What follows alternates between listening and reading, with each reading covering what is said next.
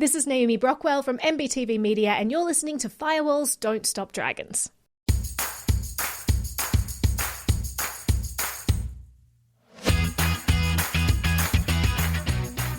Hello, everybody. Welcome back to Firewalls Don't Stop Dragons. I'm your host, Kerry Parker. Today we have episode 378 for May 27th, 2024. First of all, happy Memorial Day. A special thanks to all the men and women who have served. It's good that we take time out at least a couple times a year to say thank you and think about certainly those who've given the ultimate sacrifice. So since the podcast actually fell right on Memorial Day, I thought it would be a great time to stop and say thank you. So we have a wonderful, wonderful interview for you today. I've been following Naomi Brockwell for quite a while. She does some amazing, just fantastic videos about privacy from all up and down the spectrum in terms of, from the simplest stuff all the way up to the most complicated stuff. She covers it all. You really should check them out. And I've got a couple starter links for you in the show notes. She does such a great job explaining this stuff in ways that are powerful and yet very easy to understand. But what I really love the most about Naomi is just her unmitigated passion for privacy. And trust me, by the time you finish this episode, you will know exactly what I mean if for some reason you have not managed to stumble on her videos before. She actually just released a video about car privacy featuring our friend of the show, Andrea Amico, and some other car experts. It's well worth a watch. I put that one in the show notes for sure. And once you click on one of those, you can go to her Naomi Brockwell TV video site and see all the many, many videos she's got there. So I want to dive right in. But before we do, a couple bits of lingo for you. I pull up the term LUDs. And this is for somebody who watches cop shows. You've probably heard it. All right, we got to get the LUDs on this guy. I'd forgotten what it was when we did it, but I looked it up, and it's local usage details, which basically means call logs. Who this person called, when they called, that sort of thing. And also Naomi talks about VoIP, which is voice over IP, which is like Vonage back in the day, or UMA if you've ever tried that. But, better yet, maybe something like MySudo or Hushed. Some of these more private VoIP services, that's what we're talking about. But the thing that triggered me to reach out to Naomi for this interview was a recent talk she gave called A World Without Privacy. And it brings up things like comparing where we are today to Orwell's 1984. And it got kind of philosophical, and I thought it was just really cool. And so I thought, hey, why don't we bring on Naomi and let's talk about privacy with Naomi Brockwell. So that is exactly what we're going to do. And so let's get right to it.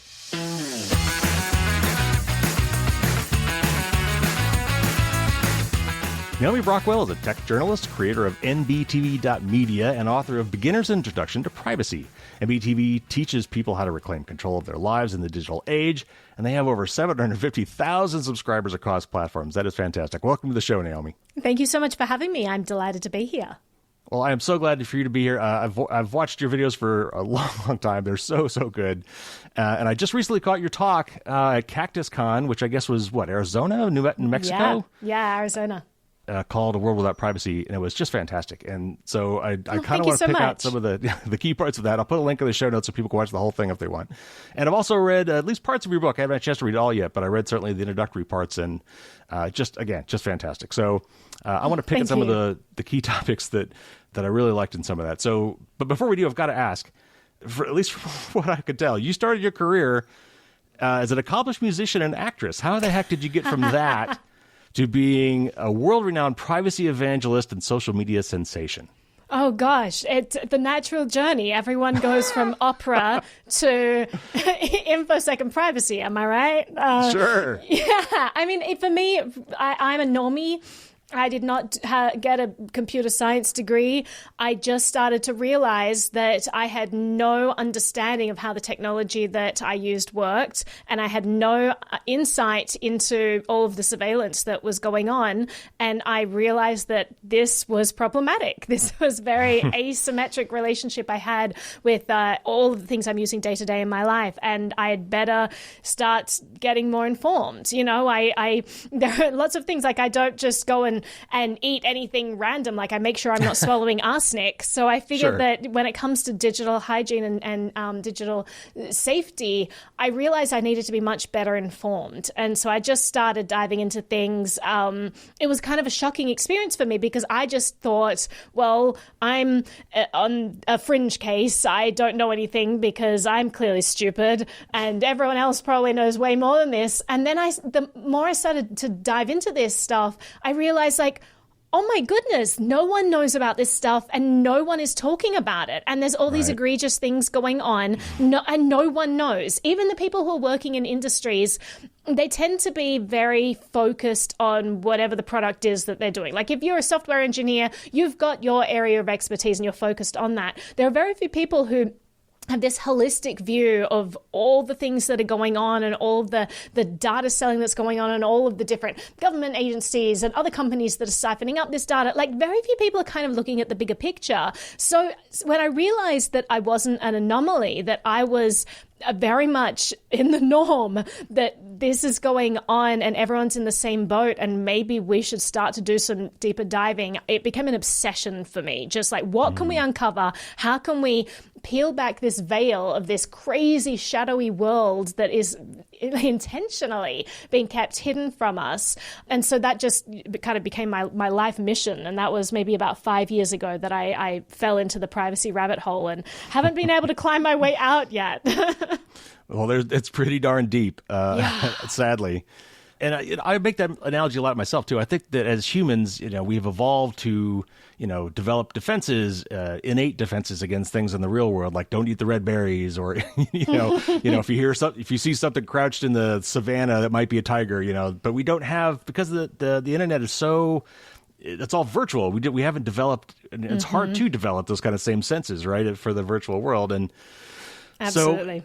But I think, thanks mainly, I think, to a lot of scandals and data breaches and things that have hit the news, we're all at least vaguely aware now that our data is being harvested. And even though it is largely hidden and in a lot of cases intentionally obfuscated, still, I think there's still a lot of things that people aren't grokking, and partially because the landscape has changed and keeps changing. But I'm curious to know, in your experience, what are some of the things that really blow people's minds? Like, what are some of the more surprising ways that we're being tracked today that people might not be thinking about?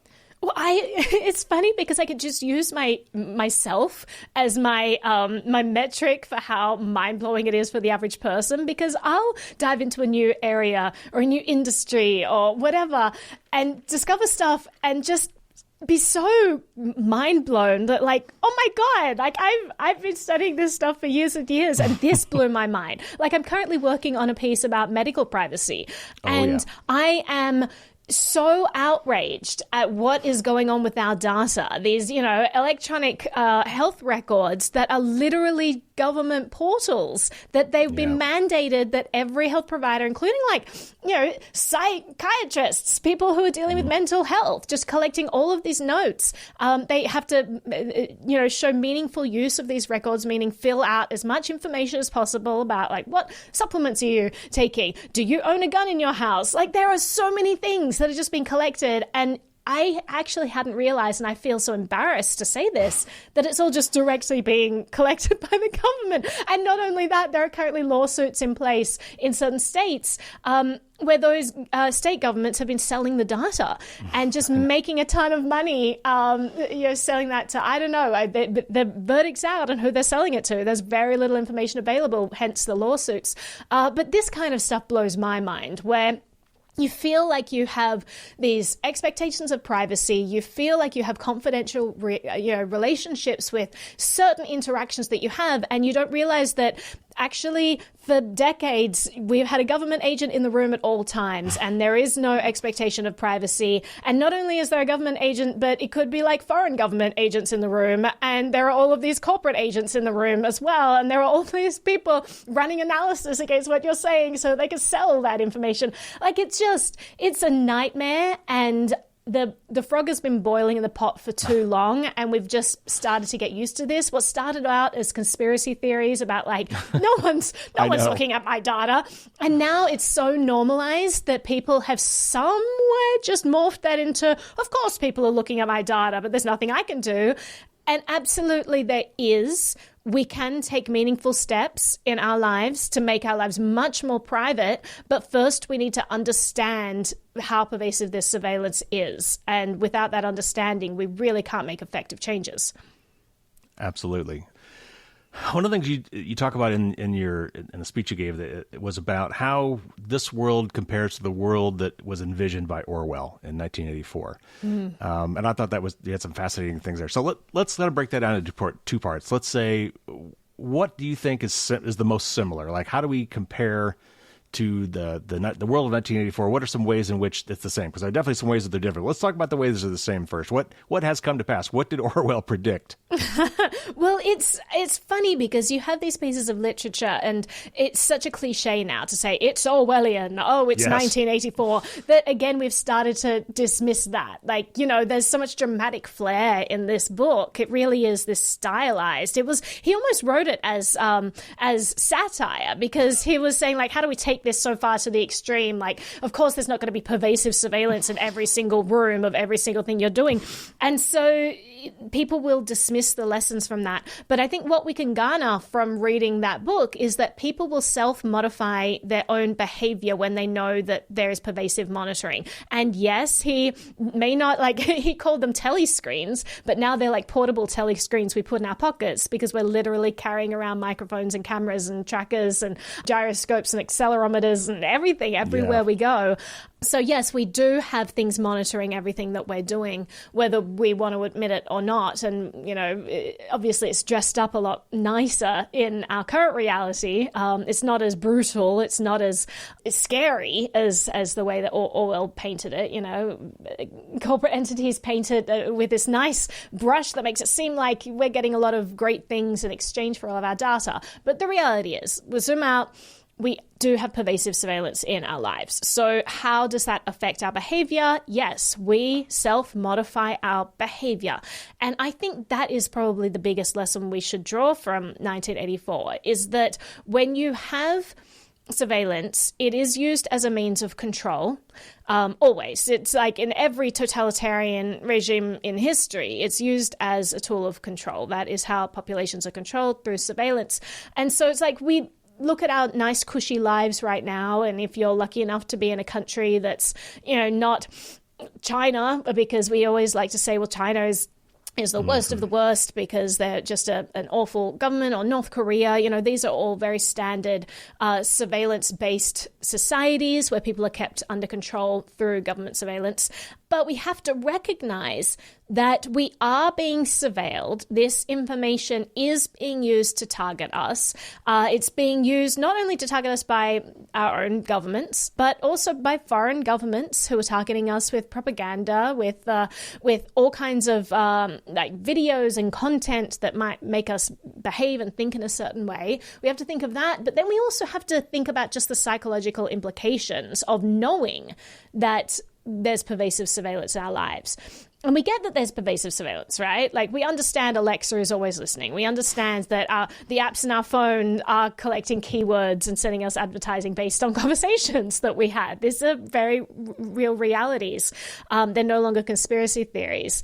And so understanding that everything we do is kind of being watched, how does that psychologically impact us? And I think it changes the fabric of society in very profound ways.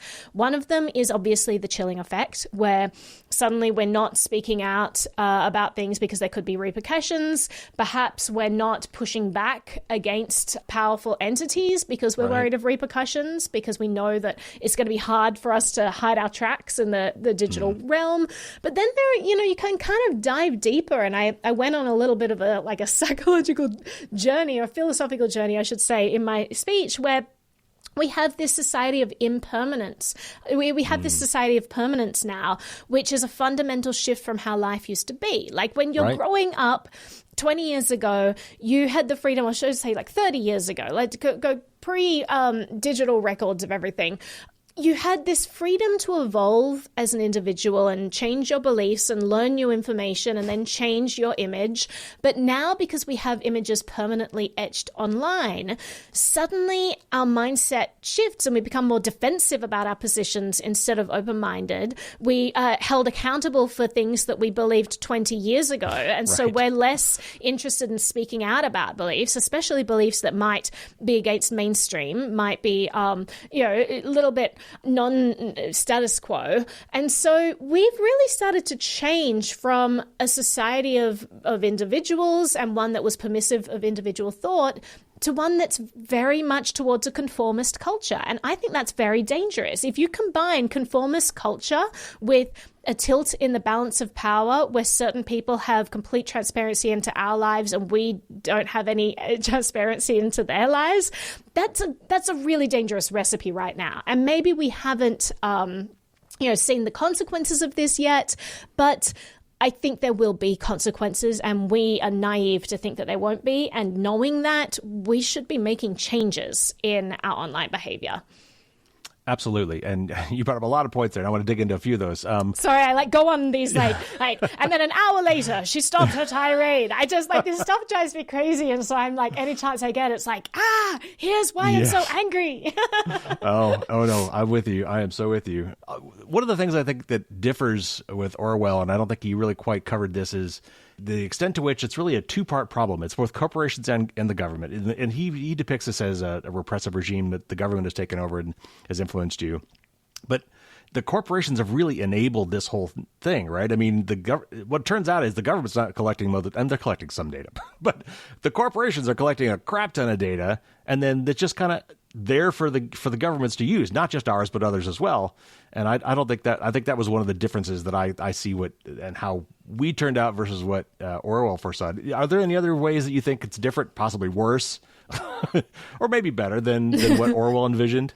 Well, I think digging into that private versus public debate, I think that's a really great point, and I don't think people have really realized how much private and public have merged over the last decade or so, because there used to be very siloed entity, and we were very much protected in the brick and mortar world by the Fourth Amendment in the United States. If the government wanted access to our lives, they had to get a warrant, they had to have probable cause, they had to, specify exactly what they're looking for and where they intended to find it. That is just not the case anymore, because of something called the third party doctrine, which says that if you allow some third party access to your information, you no longer have a reasonable expectation of privacy. And in the internet age, everything is a third party. Right. So we've gone from this world where we had siloed lives that we could keep things private and we could have confidential relationships with businesses, and the government would have to get, a subpoena to get those records, to corporations collecting so much information about us, so much more than they ever did previously. And two, the government's just having a direct stream of that, collecting the fire hose of all of that information. And that is just a terrifying situation. I think it stems from really this court precedent that was set up, the third party doctrine. We need to eliminate that. It's insane that the government is saying we have no reasonable expectation of privacy in our dealings. Because if you ask the average person, they're going to say when I talk to my psychiatrist in my app that I downloaded for mental health, I'm presuming this is confidential. There is a reasonable expectation of privacy. But the government would argue, no, you actually have none.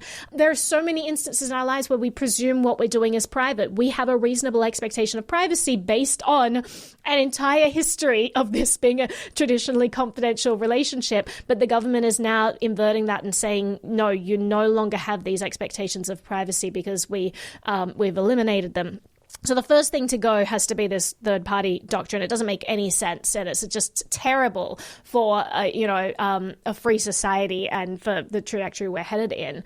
But on the other side of things, I think we need more accountability for companies, and I think we need to start being more judicious with the products that we choose. Because companies, if it were just a matter of companies are being forced to hand over this data or whatever, I'd be a lot more sympathetic, but the reality is that companies are collecting a ton of data because they're able to monetize it, and they are going out of their way to obfuscate the amount of data that they're collecting. They're misrepresenting it. I think it's borderline fraudulent, the way that they're portraying their activities. And on top of that, they're selling this data to however many people. They have no control over who gets access to that. And the government is buying the government is one of the largest clients of data brokers, like just on the receiving end of every bit of information. Like I just read this wonderful book by Byron Tao, where he talks specifically about this kind of fourth era of data brokers that we're currently in, where you have app developers, and they might be some obscure app developer, and maybe they had this cool app and it got like 1 million downloads, but he's not monetizing it. He's just, he just created this fun app. But suddenly some, I don't know, humanitarian worker, approaches him and says, oh, I am just collecting statistics for my definitely humanitarian organization. If you put this SDK in your code, then I will pay you a few $1,000s a month, just collecting analytics. And of course, this app developer is delighted. They think, great, I went from creating this thing that they had no chance of monetizing to suddenly being paid a few $1,000s a month. This is great. This happens with every app that we use. Every single app on your phone almost surely has some SDK in there that maybe the developer doesn't even know what it does. In fact, most cases the developer doesn't know what it does. And the developer definitely doesn't know where this information ends up. And it's just data brokers all the way down, right? So all of the information we're doing in these apps, it is just being shared with countless entities, and they're collecting so much information about us. So that sort of thing we need to revisit. We need to revisit our relationship with different companies, and we need to start making smarter choices. And you know what? If the website says, we do not sell your data, great. They're probably not going to sell your data. If the website says, we protect your privacy and only use the data in specific cases with third parties and some affiliates and maybe with partners, and stay away from them. Just choose a better product. Yeah.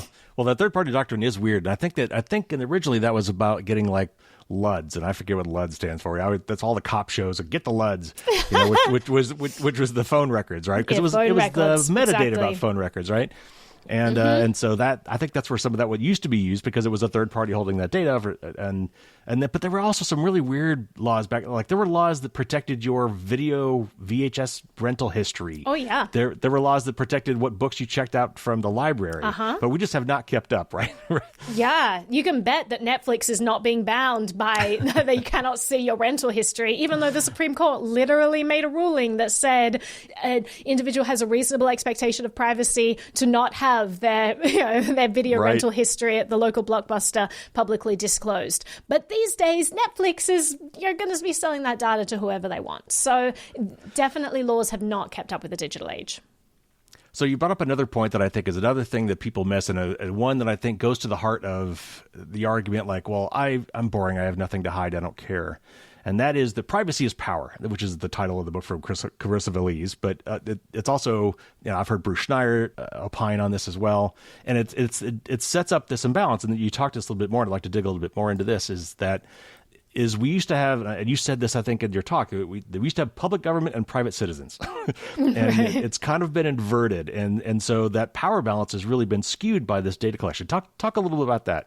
Yeah, it's crazy. There's this great quote by Samo Burya, and he says that in the internet age and in this digital world with all of this overreaching surveillance, corporations and governments have gained a huge amount of transparency into our lives, but they have not become more transparent to us. So there's this big imbalance of power that has happened with this data collection that I think that we need to be aware of. I think that it's a scary situation. The reason why we have the Constitution is to limit the scope of government. And what is the point of limiting the scope of government is that when you give a special entity, exclusive rights to have a monopoly on force or a monopoly on violence, then you kind of need some sort of checks and balances there. You need to say, how do we stop this getting crazy out of control?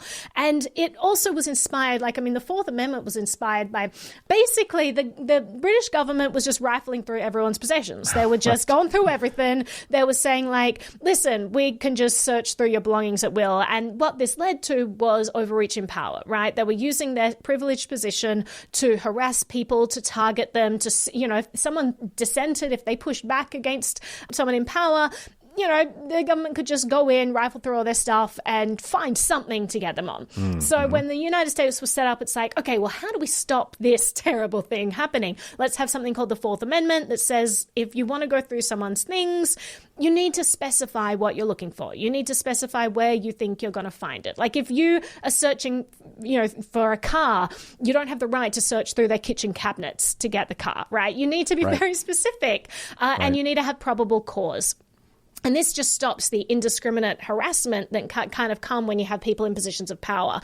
And what we have now is a very different situation where we literally have indiscriminate rifling through of almost personal activities and private moments. So our lives have overwhelmingly moved to the digital realm. With that, we have private emails and private phone conversations and private messages, and we have personal transactions, financial transactions. We have, information we share with businesses who want, in order to provide better services, to know intimate details about us.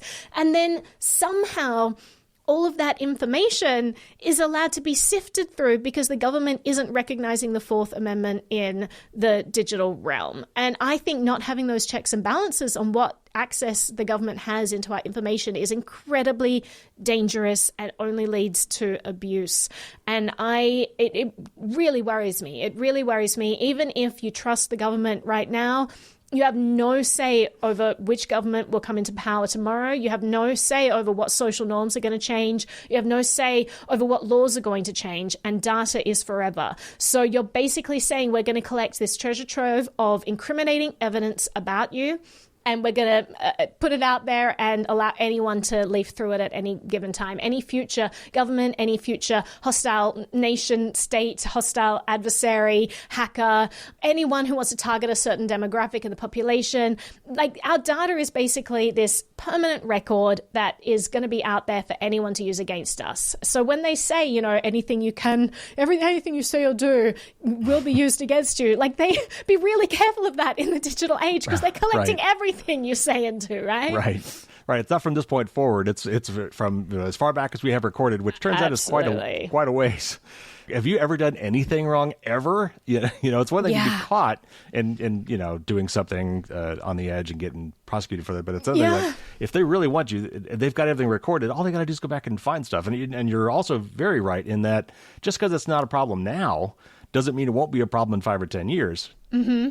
Absolutely. And it's kind of like, it makes me, I find it really obnoxious when people use that pushback, say like, well, I have nothing to hide. It's like, what you're basically saying, you're volunteering that you just completely agree with what the government says, and you always plan to agree with what the government says, no matter what terrible things the government might say in the future, or terrible laws they might pass, or sectors of the population they might target. You're always just going to toe the line with whatever they say. Like, I'm sorry, but that's not something that you should be shouting, from this place of moral superiority. Like, you should be an individual thinker who stands up for morals, not whatever the government's laws happen to be at the time, right? As is discerning individuals, we can recognize that there have been countless terrible laws in the past, and we should be thankful to the brave people who stood up to fight those laws and get them changed.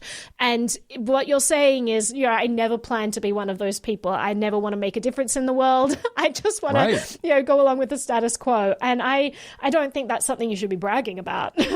Well, and that's kind of the flip side of this panopticon that we were talking about, which we both mentioned in the Jeremy Bentham thing. And that is, when you know you're being watched, you start acting differently, and you don't want to stand out. You don't want to be different. You conform. And by saying I have nothing to hide, you're kind of saying, in fact, you're almost telling yourself, I want to be boring. I don't want to be the tallest blade of grass. I don't want to stand out. And that is not how society progresses, right? I mean, we need safe spaces to do that kind of thing.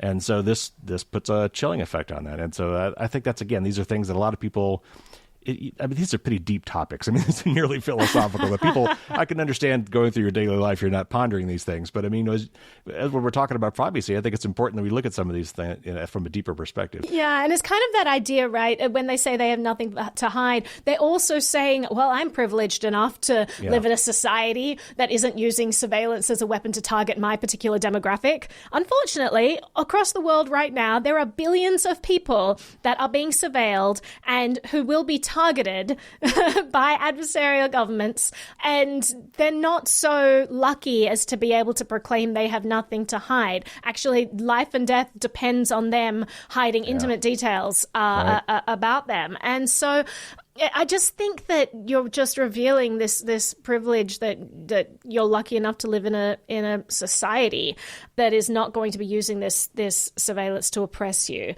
I don't think that's a reason to throw out privacy as being unimportant. I think that's a reason to say, okay, I recognize the fundamental importance of privacy, and I'm grateful that I don't need this incredibly essential tool, and let's help people who maybe do need it in countries that aren't so lucky. Well, I think that's a perfect time to segue into this next question, and that is, in your talk and in your book, you speak about this idea of normalizing privacy and, by extension, using privacy-preserving apps and services. So this is obviously a crucial first step on any privacy journey. So, in fact, I'm going to pull a quote from your book. You said, "We shouldn't wait until the situation is dire to learn how to use privacy tools. These are things that we should all be familiar with now. Not only is a time of crisis a terrible time to be learning new tools, but also might be too late by then." This is another great argument, I think, for using privacy tools, Signal and things like that. Starting to do them now and not waiting until we need them. Yeah, well, first of all, you've got to realize that if someone wants to target you, they're not going to do it based on, like, I'm targeting you, so from this point forward, anything you do is the information I'm going to use. Right, putting on notice, right. Yeah, if they decide that they don't like people with red hair, then they're going to go back in history and look up all records and try to find the people with red hair, not just those who post pictures from that point onwards of red hair. So you don't know what information might be used against you in the future because you just have no say over who's going to get the information, what kind of power they're going to wield, what the laws are going to be like in that future society. And so what does that mean? Like, does that mean that we have to be closed off and not reveal anything? No, it just means that we can choose better services and be more intentional with whom we share this information, right? Like when I send an email, let's say I'm sending a personal email to you. Maybe I just want that information to stay between the two of us. So I can opt for an email provider that end-to-end encrypts that email if we're within the same provider, or provides like password protected, or maybe it deletes the email after a certain time. I can choose all of those tools today. But the problem is most people are choosing the service provider that is taking that email, that private conversation, they're analyzing it, they're then giving that information within a fire hose of data to thousands of other entities who are then selling that data to thousands more entities. So that private conversation you thought you were having with a single other person ends up being information you've just revealed to, I don't know, hundreds of thousands of entities at the end of the day. And people are just not being judicious about these choices. It's very easy to choose something like Proton Mail instead of something like Gmail. There's literally a button that you press that says import all your emails into Proton. And it's just crazy easy to do that. And we need to be starting to look for those choices because making terrible decisions about to whom we're revealing information, I think it is just going to come back and haunt us later. And invariably, we have no idea what's going to happen to make us a potential target in the future.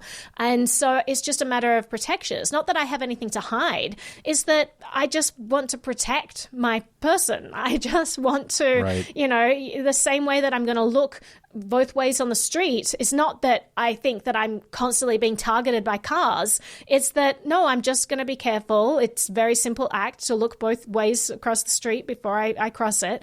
I'm just going to make that simple choice. And the benefits to me are so huge compared to the cost of just doing that little look on both sides of the road. It's an easy decision for me to make. The same way that pushing that button to import all of my emails to a provider that takes privacy seriously over one that is proclaiming and admitting that they're selling this information to everyone. That's a simple step someone can take, but the massive benefits that you get is just a completely asymmetric upside. And so I think people should be making decisions like that.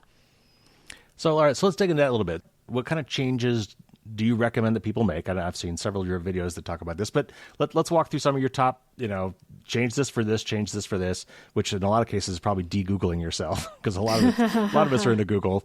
What kind of things are you talking about specifically? And then what is the cost and convenience factor for doing those things? How hard, you mentioned Proton Mail, that is luckily pretty straightforward. But here's the other thing that I think a lot of people are going to balk at, and that is, for this to really work, it can't just be me. It's got to be the people I talk to. For example, if I'm the only one on Signal, it doesn't matter if the rest of my family's not on Signal, the rest of my friends aren't on Signal, then that doesn't work. Proton Mail has some capabilities for dealing with people that are not on Proton Mail. It's a little bit clunky. Tell the audience, what should they expect if they're gonna start making some of these changes? Where can they start making changes? Is it going to cost money? What kind of inconvenience might it cause? That sort of thing. Right. Let's start with the Signal question. When I first went on Signal, no one I knew used Signal, or so I thought, because I was not communicating with anyone on Signal because I did not have Signal. And so from my point of view, I was like, well, I'm switching to this platform. I don't know if anyone is going to be there.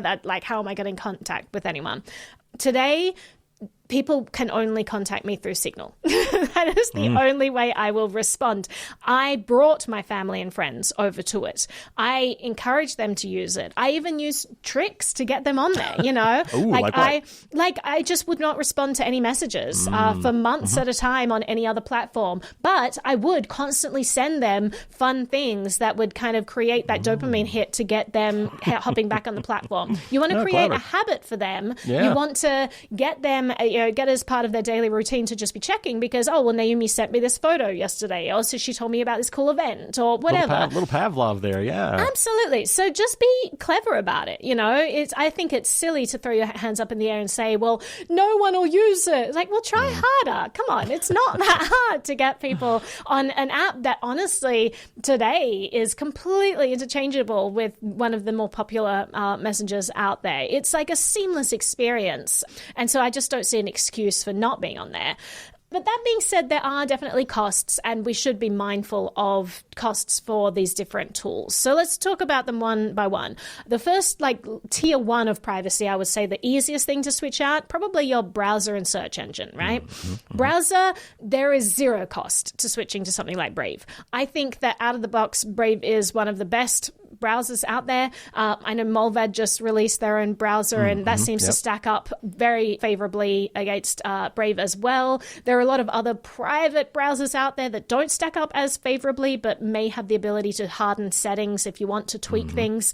So there are definitely choices out there. Whatever you choose, don't choose Chrome.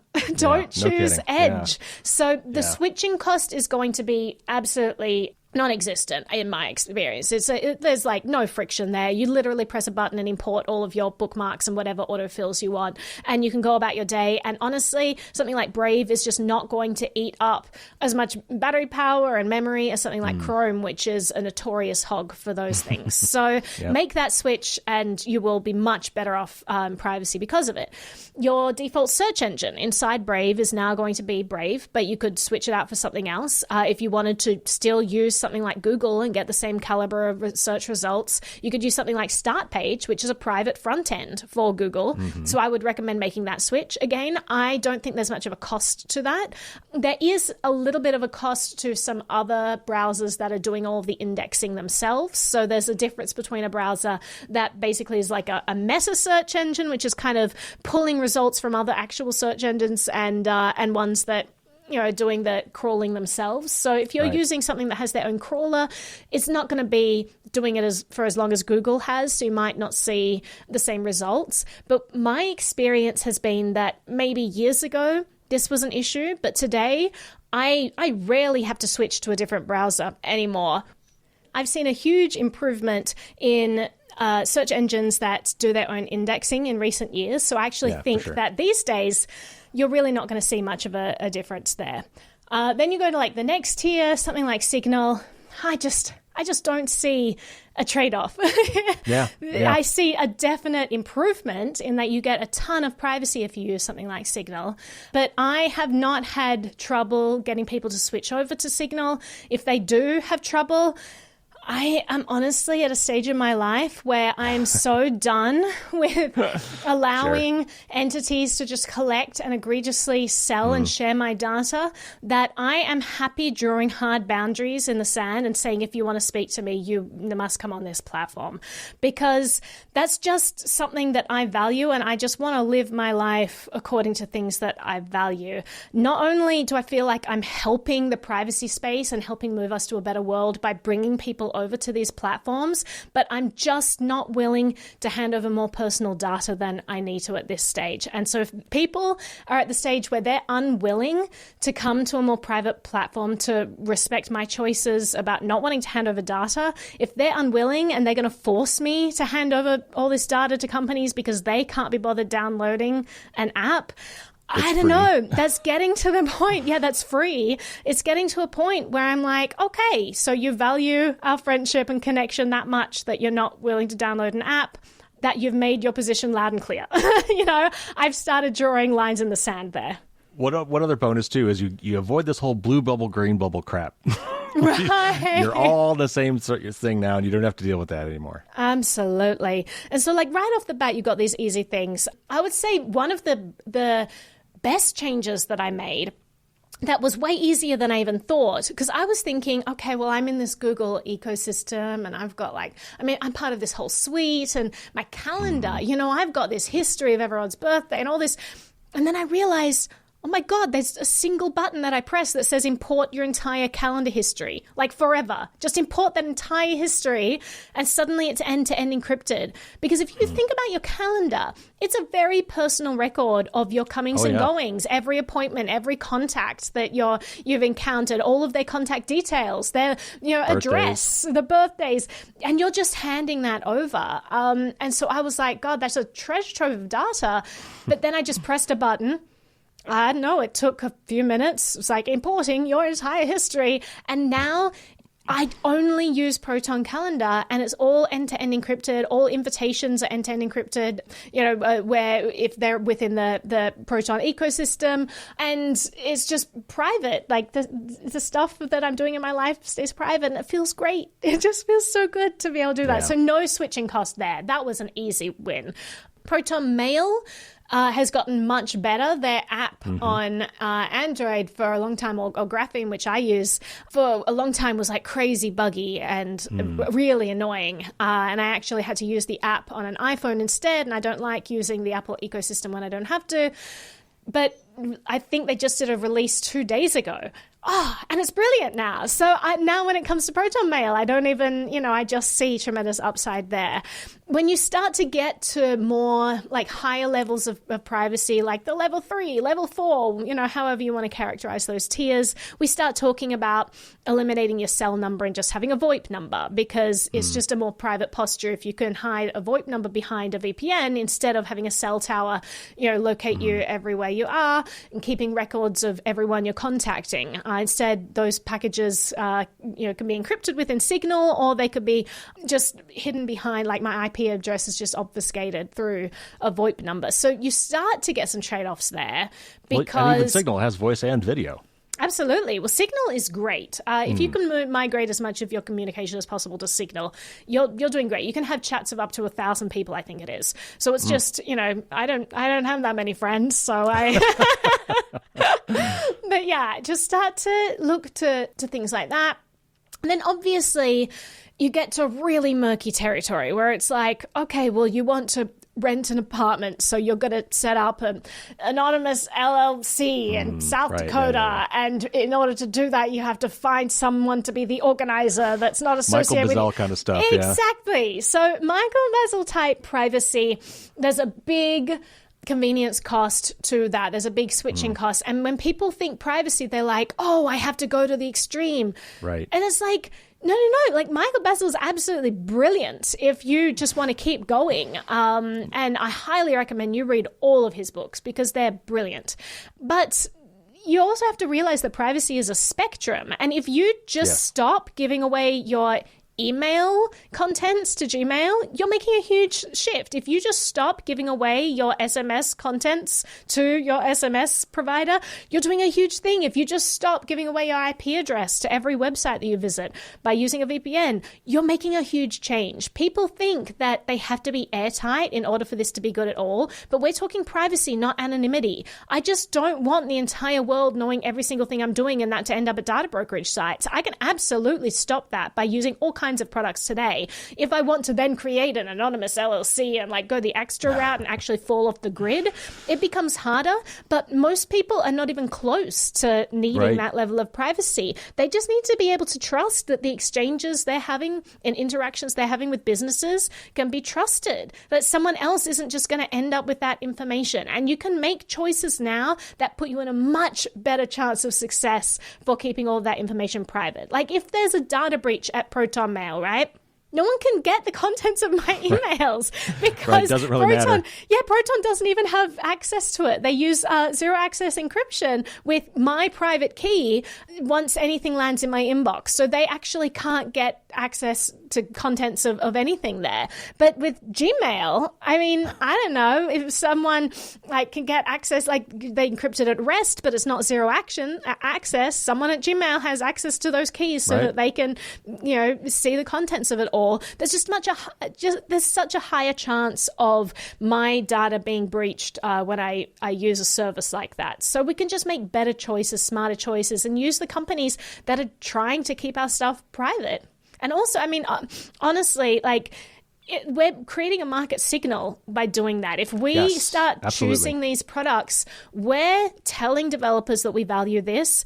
We're telling VCs that we value this, so they're going to be investing in more products like this. You are absolutely helping create a better future by opting for these services, even if you think there's only marginal gain for you to be made right now, because the future gain, the possibility of creating just a better landscape where we have so many more products to choose from is huge if you start making these choices now. So please consider, jumping in and making these switches if you can. Yep, that is a fantastic point, and I could not agree more. But now here's the other part that a lot of people will say, and that is, you know what? I've already given up so much of my data to these companies, and anyone else who already got it, egregious amounts of data. It's been collected, sold, and or shared. So is it just too late? What's the point in starting? What's the point in starting this now? All my data's already out there. The horse has already left the barn. What's the point in closing the doors? What do you say to people who make that argument? Well, Jack Rhysider had a great counter argument for that in a recent short privacy video that he put out, where he said, when you're with your ex, sure, they knew everything about you, but when you break up, would you be uncomfortable with them still knowing everything about you? Like that ex from 10 years ago, if they knew everything that was going on in your life right now, they had access to all of your personal messages and emails and all that, would you be comfortable with that? No, you broke off that relationship, right? And so they don't have access to who you are right now, to what you're doing right now. The same thing with these data companies. They may have stuff that you can't pull back anymore. And we all need to come to terms with that. But you can absolutely stop them getting anything in the future. Any future decisions, any future financial choices, any future connections that you make, any future travel movements. You can absolutely make a huge difference in your privacy by just blocking it off now and just making those changes now. I think that it's, it is kind of akin to the idea of, well, someone in the future might break into my house, so I may as well just leave my front door open now. No, I don't think that's a reasonable point of view. I think that wherever you can protect yourself and give yourself the respect that you deserve. Like, your private information deserves your respect, and you can make easy choices to protect it, and I think that you should. Yeah, and I'd sometimes make the argument, too, that a lot of this data that you've generated and has been recorded, well, first of all, there are some services that like Delete Me, others that you could try to actually go claw some of it back. Oh, and be careful of things like that, because there was a recent report put out by Krebs, and he said that he's been drawing relationships between... Oh, that was the OneRep one, right? Yeah, exactly. Yeah, that particular one was bad, yeah. Yeah, and we don't really know, because no one's really been doing deep dives into these companies. I've been asked to review them, and I'm like, well, right now, I just don't have the visibility into the corporate structure. I don't know enough to to recommend these things. If you want to delete your stuff from the internet, go to Michael Basil's website. He literally has a free book that will give you instructions for all of these data brokers and how to remove your information. Go through and do it yourself. Because honestly, when you're paying for one of these services, what Krebs found was that this same service that you are paying however much a month for them to delete you off certain websites,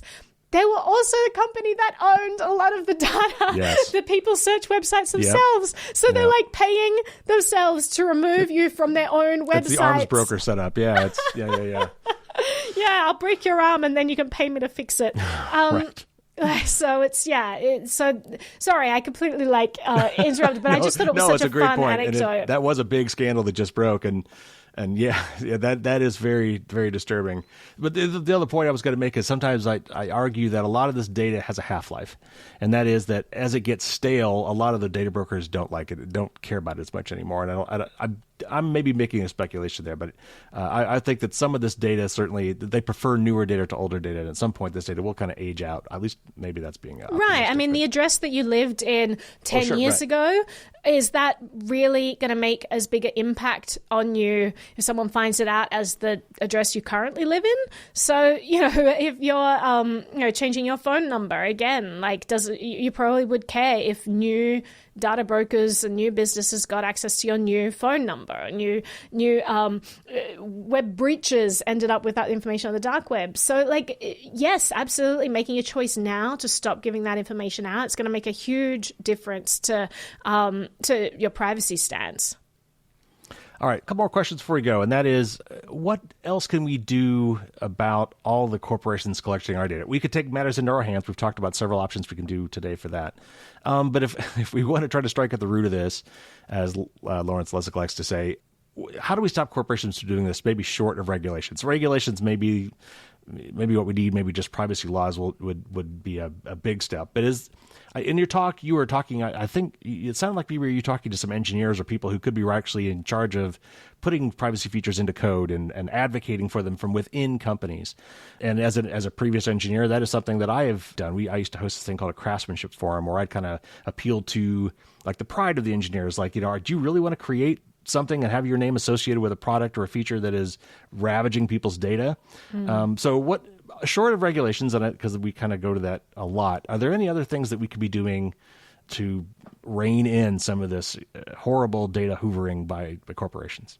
Yeah, and so there are lots of things we can do. We already chatted about just voting with your money and choosing products that are better because you help the entire ecosystem. Not only do you help the investment in privacy products for the future, but you also create a larger anonymity set for those who do need the privacy, right? So if I'm the only person using Signal and I'm really trying to hide myself as a matter of life and death, if someone wants to know who that person using Signal is, they know it's me because I'm the only one using it, right? If everyone is using Signal, that's a much larger pool for someone who needs the privacy to hide in. So you're also helping just by adding to that anonymity set. On top of that, you mentioned if you're in a position to do so, maybe you can start to change corporate culture. Maybe you can start to normalize privacy in a way that pushes back against some data collection practices people take for granted. If they're like, oh, well, we may as well just collect this information. You can make them aware that any information they collect is a liability. It may have a potential benefit, but there is also potential cost. And the cost is not just to the company in terms of liability. And yes, there are increased lawsuits against companies that don't protect privacy and security of customer data, and it ends up on data breaches. But also there is a cost in terms of us changing the fabric of society. Do we want to keep feeding this complacency with just being able to harvest everyone's private information? Or do we want to just start to push back against that and normalize respecting people's privacy? If you're in charge of writing the privacy policy, are you writing it just as liability insurance for the company, or are you actually disclosing to the end user information that may make them choose not to use your product? Try to, if you have any authority, say, let's err on the side of honesty. Let's call a spade a spade. Let's give consumers information, treat them with respect, and let them make up their own mind. If we tell them we are going to be selling this data and we actually can't give you any guarantees of where it ends up, and this could be dangerous for you, give them that information and let them make their own mind. Because right now you're sugarcoating it and pretending that you have more assurances than you do. And I think it's an egregious misrepresentation of the facts that it should be shameful. And that's the other thing. The final thing I'd say is that when companies do things that are shameful, hold them accountable and start asking questions. I'm working on a video right now that's kind of about like normalizing asking questions. And when you swipe your card at a point of sale system, do you ever ask them, like, what's the privacy policy on this? Because they probably don't know, but the manager probably doesn't know either. But when that manager goes to renew the contract, if enough people have asked about the privacy policy, maybe he'll actually ask the, point of sale system about their privacy policy before renewing that contract. If you're going to buy a car, actually ask the salesperson, what is the privacy policy on this? Who's collecting my data? How do I opt out? Because then it encourages them to find out more information about this, and they in turn can maybe help more people. If you're apartment hunting, have you ever bothered to look at the privacy policy of the apartment complex and what kind of data they're collecting about people coming and going from your apartment?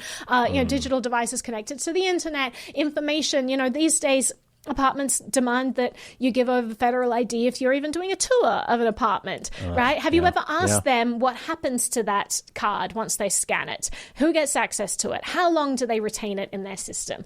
If we can just start asking questions about this, it really gets the conversation going, and we can become a society of informed citizens rather than naive people with their head in the sand who are just going along with it because no one bothered to question that data collection might be harmful. So if we just start to change culture, I think that's one of the most important things we can do, just by making these better choices, but also asking these questions and normalizing these questions. Right now, it's only kind of the people like you who are running podcasts like yours that are trailblazing this issue and getting these conversations started.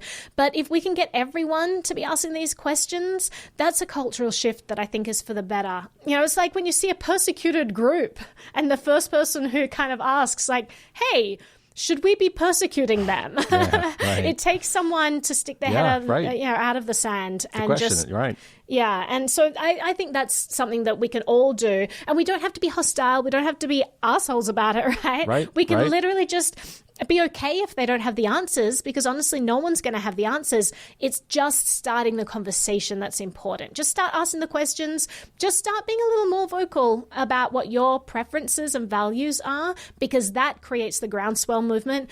Honestly, people do like to fit in, and if we can make privacy the new normal, that's an amazing improvement in society. So you guys, everyone can be that new normal just by, actioning these points and create that normal, and soon everyone is going to want to blend in. They're going to want to be like, I want to ask those questions because that's the thing that we do as a good society. It's unfortunate that people really like to follow others, but honestly, you guys, like everyone is in a position to be a leader in this. So if you value this, be that leader and blaze that trail, and let's shift the culture. Preach it. That is, I could not agree more. I just want to plug privacy. You guys, like, if you take anything away from this, just please go and plug privacy to your friends. Tell them about some of the apps that I've mentioned, or your favorite apps, or try out some new things. That would be my homework. If you do want free tutorials on how to use some of this stuff, or my takeaways, I put out free educational content in the form of videos on my channel, so you can check that out. And I also have a beginner's intro to privacy book. Yeah, so if you're just starting out and you don't really know what those initial things are that you could be doing, that's a good start. But if you want to dive more into the weeds, we have things about revamping your entire home firewall, or how to help people in other countries by setting up a Signal proxy server, or even just how to import your contacts into Proton Mail. We have all kinds of stuff just to kind of walk you through those steps so that you don't feel that you're doing it all by yourself. All right, so last question. What do you think the future of privacy looks like? Is there going to be a rainbow at the end of this storm? What things are going to get better? Do they have to get worse first? How optimistic are you about the future?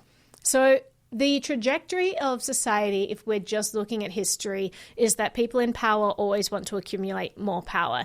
Powerful institutions always want to accumulate more power. And so the trajectory is against us.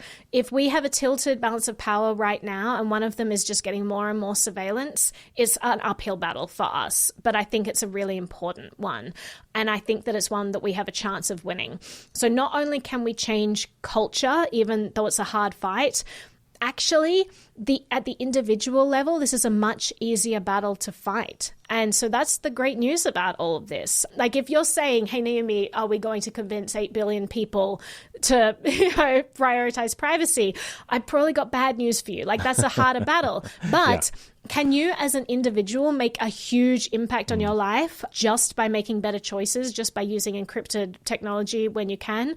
Absolutely. So if you want to reclaim privacy for yourself, you can 100% just do that right now, just by making better choices. And you will get 99% of the way there. And so I think that's a rainbow in itself, that technology is this double-edged sword. And yes, it does create the potential for omnipotent surveillance, but it also is the most powerful freedom-enabling tool we've ever seen as well. It's connecting people in societies that have been previously cut off and had no other options before. We can export encrypted technology all over the world. We can use it to connect with people. We can use it to make our daily activities more private. So as an individual, you've got awesome tools at your disposal right now. You should be learning about them. You should be taking advantage of them because awesome people have built them, and it will help you carve out more freedom in your life. So I encourage you to go and do that. And then once you've got a handle on that, let's join that uphill battle of trying to get everyone interested in these tools. That's the next step. Well, Naomi, I feel like we're kindred spirits here. Thank you so much for coming on the show. I'd very much appreciate to get your point of view on that. It was wonderful to talk to you today. Well, thank you so much for having me. This has been great.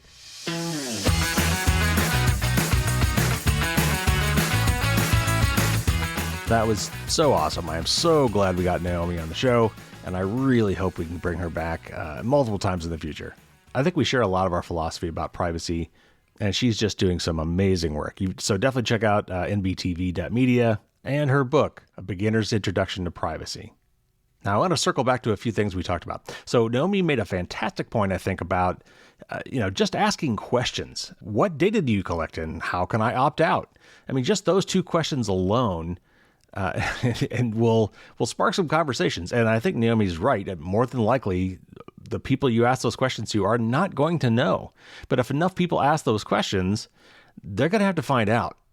And honestly, they, like a lot of other people, probably don't even think to ask them themselves. And it's easy maybe to blame merchants or websites for this sort of thing, but it's really insidious. The stuff that's being collected a lot of times is done in very cagey, shady even ways, to the point where the people providing the point of sale terminals or the credit card scanners or websites with ads or apps with SDKs don't really even understand or know how much information is being gathered through these tools. And it was probably listed in something they signed at some point, came with the documentation. Maybe, not always, not necessarily. It's because I think some of this stuff is done surreptitiously because, why not? It's not like we have laws against that here. But we need to be asking these questions, and we need to make it known that we care about these things. We need to push back, and we need to make our desire for privacy known. And, wherever possible, we need to be choosing privacy-respecting services, even if that means spending money, maybe even especially if it means spending money. We can create or manifest a market for privacy by showing that we care about it. And one of the ways we show that we care is by asking those questions. And the other way we show that we care is by actually switching to privacy-respecting stuff and, when necessary, paying money for that. These services aren't free. They cost money to run. And so instead of paying with your data, with your privacy, and in the process giving away your power, we can make better choices. So Naomi also mentioned Signal and Proton. Wholeheartedly agree. It's very simple to switch. They really make it easy, especially Proton. They've got some great built-in tools for bringing over information from your previous accounts. I've got some articles on my blog about this. Naomi has several videos on her site, which will walk you through the process of switching to these services. you need to kind of bring other people along with this. And she expressed some of her ideas of how she prodded her friends and family into doing Signal, for example, and Proton. One of the things I did for my immediate family is I just paid for Proton Family plan. And so it's the cost was covered. I mean, they've got a nice free plan, but I created a family plan and I invited my my immediate family to join me there. And we're still in the process of switching. We got to get some data moved over, and we have some shared calendars and things like that. But that was something I did to try to get us, me and my family and my loved ones, to be more private and to support privacy respecting services. Naomi also mentioned Graphene OS, which is an alternative de-Googled version of Android. That will take a little more effort if you want to get into that. I'm not a huge expert because I haven't used it, so, take what I say with a grain of salt. But that is my understanding from people I know who have made the switch to something like Graphene OS. And believe it or not, there are other options out there. If you go to one of my favorite sites, privacyguides.org, you can see some write-ups about that. When you really start digging, there's a lot of privacy respecting alternatives out there. Some are a little more arcane or a little more difficult to use than others, but there's also just a lot of really great products out there that are just simple to switch to, like Signal and Proton. We talked briefly about Michael Bazel, or Basil. I'm actually not sure how you pronounce it. I actually tried to research that. I went to look for some of his old podcasts, and they are all gone. They've all been pulled down. I can't find them anywhere. You go to sites that supposedly have them, you click on it, and it says, oops, that file's not here. So I'm not sure how you pronounce his name. But anyway, he has a site called Intel Techniques, and he had a podcast called the Privacy, Security, and OSINT show, OSINT being for open source intelligence. But as Naomi mentioned, he also has, it used to be a single book called Extreme Privacy. I've got the hard copy. He has now moved to doing PDFs, and he's kind of broken it down by operating system. And you can buy those online, which I have done, and you get free updates when you do that. But he also has several free guides as well. So anyway, there's a link in the show notes if you'd like to check that out. I've actually set up an interview with Jason from Intel Techniques. We're going to talk about OSINT. That will be recorded soon, and then will eventually air. But one of the things I want to talk to Jason about is how to remove your data and whether or not some of these data deletion services are any good. And if not, how you might do it on your own, which Naomi alluded to in our interview. Naomi also mentioned the OneRep scandal, which we talked about here actually on episode 363 back in February. Unfortunately, you kind of need to do some research and be careful which of these services you pick. So anyway, fantastic interview with Naomi. I'm so glad to finally get her on the show, and I hope that will not be the last time. As usual, the patrons will get bonus content with some extra Q&A with Naomi. On Thursday, we talked about the TikTok ban, a little bit about mis and disinformation on social media.